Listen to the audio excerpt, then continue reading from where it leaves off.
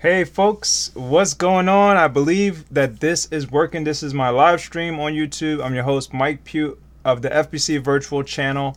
I'm hoping that y'all folks are tuning in. Let me go and check real quick. Just do a little, yeah. All right, let's go check over on YouTube and see if the live is running. Yes, we are live and it's running. That is awesome.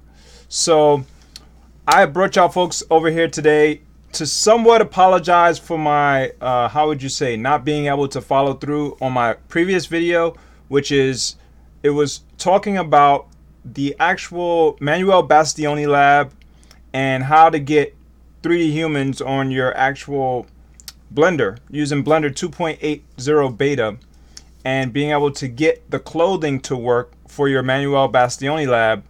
It actually is a work in progress. It's still being worked on. It's now called the MB Lab, I believe. They changed the name from Manuel Bastioni Lab to MB Lab. So here it is right here. Here goes the tab, the actual add-on. And in that video, I was going to expound upon that part of how the add-on works and all that stuff. But that's my apology. I didn't come through with that because I had some complications with getting the actual clothing to work the way I had it working the first time. And also there's an update when it comes to how to get the download information and stuff like that. They changed to a new website. They have a whole lot of different information that's running on it. And I'll try to put the link to this in my video's description for this video so y'all folks can get to it and you can check it out yourself. It's called MB-Lab Open Source Character Creation, and this is the website itself from, I believe, Animate 1978. The actual user on GitHub and on the Blender artist. I believe he's on the Blender artist location somewhere. So don't quote me on that part 100%, but I believe, if my memory is correct, that's where I found him, and or him or her. I'm not sure if it's a female or male. And they actually are the person who decided to, keep the Manuel Bastioni lab running. They're developing day to day, trying to get things to run for it. So this actual video is not about that. I just wanted to clear that out the space real quick because I did not launch that video. This video is about the MakeHuman Community add-on and what you can do using the EEVEE render engine, mainly because I love the fact that I can challenge the EEVEE render engine to try to come up with some photorealistic looking appeal and more of a 3D model render. So this is one of my models that I created off of the MakeHuman Community new tool that they have out there. It's updated from the previous version, and now it's really high powered, and it works for Blender 2.80 beta. So this is one of the characters that I created, and I actually created this character this morning. And it's running right now currently through EEVEE as a viewport render. So it is pretty powerful what you can do. Hopefully my Blender doesn't crash while I'm doing this, but it is amazing, the effect that you can pull off. Let's see, I can even change the background in real time. So that's the thing with EEVEE. You can do some amazing stuff and pull off some really dope renders. And this one is not exactly the best render that I was able to pull off with this character. This is actually somewhat decent. I pulled off an even much higher quality render, and I wanted to expound upon that a little bit. I'm going to do that in a separate video as well and go long length in that video so more and more people can get to see the full potential of what you can do with the EEVEE render using MakeHuman, the MakeHuman Community tool, or maybe you're trying to use it with Manuel Bastioni Lab, aka MB-Lab or MB Lab. So yeah, it is powerful. Let's switch over to the Cycles render so you can see the difference. Now I have two different lights, and one of the things about Cycles versus EEVEE is that the lamps may not work out for you the same. So you have to switch, and what I recommend for you to do is duplicate your lamps and change the lighting setting from one lamp to the next lamp, set one higher than the other based on whether you're using EEVEE or you're using Cycles. That's what I recommend. So this whole discussion is basically about that kind of thing, the differential between the two, and also mainly focusing on how EEVEE can bring out the photorealism.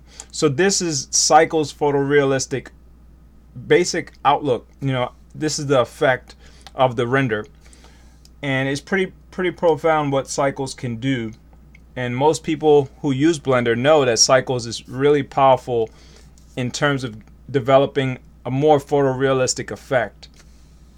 And then in comparison, if you try to compare it to EEVEE, EEVEE is more like a game engine type of rendering engine. So let's switch over to EEVEE, and as you can see, the light, this is the same identical light that I'm using to switch back and forth from EEVEE to Cycles. So I created a duplicate and I brought down the actual value of the amount of light that's coming out, that's being outputted. So what I did is I switched to a point light. As you can see, the rest of the body's not really lit up, and I put the point light somewhere around the head area. I'll take off my overlays, and so you can see it. This is the lamp right here, this little orange circle. So if you don't know how to use Blender, I highly recommend for y'all folks to get into the basics. Try to learn the basics of Blender. Study, watch as many YouTube tutorial videos out there as possible. Try to gear yourself into it so you can start to learn how to navigate the UI, the Blender UI, and to understand the inner workings of little small things, the basics.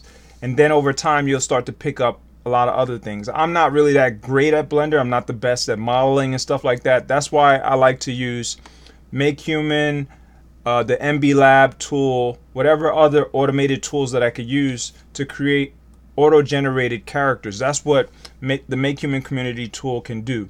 And talking about that, let's flip over to the MakeHuman Community tool, and that's this right here. So you're able to generate your own characters. Pretty much it starts out with more of a what they call a primitive shape of a character. So it's a bland, dull looking character. It doesn't have high details, doesn't have any specification as to how you want the shape of the face to look. It's just one set type of character that everybody will have if you don't customize it.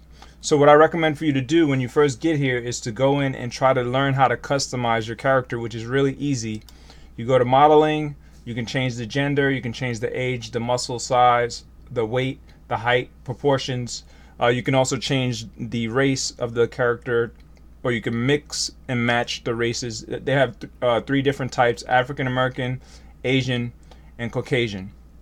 So you can play around with that, or African. You can think of it as African from Africa. So you can play with those and see what you come up with in terms of the facial features and what type of textures you want for the actual face, things like that. And one of the other things that I like to do, I go into these little options here, these tabs. So you go to gender, you can play with that. If you have a female, you can change the differing sizes for like the breasts and stuff like that. Face, you can change the face size, the head size, etc. And you just go into more depth to try to customize it. You can change other things like forehead, eyebrows, neck, right eye, left eye, etc. What I recommend for you to do before you go too far is to click Symmetry over here. When you click Symmetry, it basically activates both sides. So if you go and change one side, the other side is going to auto update and it's going to fix it, or how would you say, adjust it to what kind of custom settings that you wanted it to be set at. Now, talking about custom, some people don't realize that you can get what is known as targets, custom targets that can change the shape of the character entirely from what is possible with how the actual MakeHuman Community starts off at and how it comes in. So you can go over here to custom and you can get these targets. But where do you get the targets from? It doesn't start out when you first download the tool. It doesn't start out with targets. So pretty much what you can do is go into this community option here in the very back end, and then you click on the socket. You click the socket and then you go to accept connections. Now it won't just jump into doing that. It won't be able to automatically do that. Actually, that's in order for you to get the character onto Blender. So sorry about that. I made a little error, but that socket connection, you probably would have to make that first initial connection through Blender and then get into what is known as the downloads assets area and try to synchronize your downloads to get them all set up. When you first start out, I believe that's the way that I did it. I got the socket connection working. I went on Blender. So you go over to Blender 2.8 beta, and actually this is a different version. Sorry, I was working on motion capture over there. Let's see. So you go over to Blender, you go to your MakeHuman Community add-on, which you should get the add-on. I'm gonna show y'all folks in a separate video. I believe I showed a video with that of how to do it. So if y'all folks want that video, check in the bottom of this video's description area. It should show up after this live stream is done. So you can actually click this button here that says import human, and it automatically will send the human in to Blender 2.8 beta. And that's really powerful, a way for you to get pretty much auto-generated humans straight into Blender and very fast. So after you finish doing your customizations and all that, pretty much you'll have your human on Blender like that without even having to go to file and go to import. So I talked about that in a previous video, previous session, and the benefit of having that type of option is that you really can make things work in a powerful way, powerful manner. This particular character, the way I got it in was through the MHX2 runtime, which basically is an add-on for the MakeHuman exchange. And actually, I gotta go, folks. I'm gonna come back in, I would say in tomorrow, I should say, with another live stream, and I'll see you. I apologize, I have to run.